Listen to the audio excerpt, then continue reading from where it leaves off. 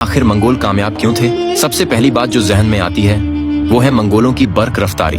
वो घंटों का फासला मिनटों में तय कर लिया करते थे। मंगोल तीर अंदाजी और तलवारबाजी में भी बेमिसाल महारत रखते थे, जो उनकी कामयाबी की बड़ी वजह थी। तारीख में बहुत सी सल्तनतें वजूद में आईं, लेकिन जो फतूहात मंगोलों ने हासिल की शायद ही किसी और सल्तनत को नसीब हुई। सवाल ये है कि आखिर मंगोल हर जंग में कामयाब कैसे हो जाते थे। चलें देखते हैं कि मंगोल हमले से पहले अपनी लश्करी तैयारी कैसे किया करते थे।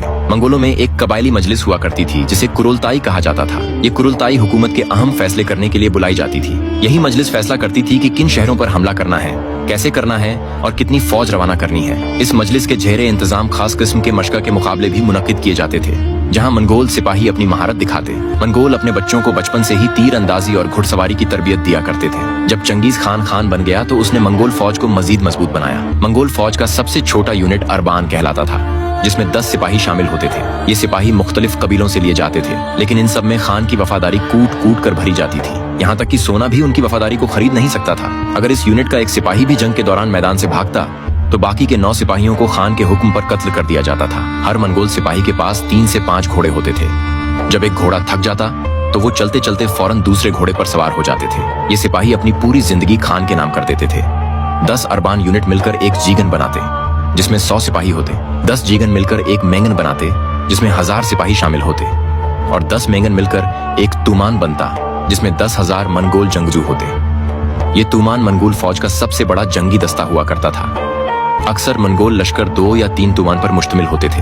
किसी भी हमले से पहले मंगोल कुरुलताई की मजलिस बुलाते थे, जहां हमले की तमाम तफसीलात तय की जाती।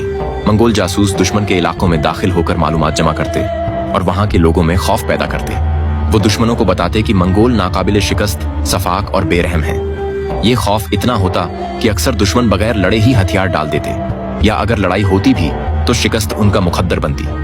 मंगोलों के पास माहिर इंजीनियर्स भी हुआ करते थे, जो मुहासरे के वक्त दीवारें तोड़ने वाली मशीनें और दरिया पर पुल बनाने में महारत रखते थे। लश्कर के दरमियान पैगाम रसानी के लिए मंगोल धुएं के सिग्नल और ढोल इस्तेमाल करते थे। लश्कर के इर्द गिर्द 70 मील के फासले पर घुड़सवार सिपाही गश्त करते, ताकि दुश्मन का कोई भी अचानक हमला नाकाम हो जाए। मैदान जंग में मंगोल फौज को 5 हिस्सों में तकसीम किया जाता था।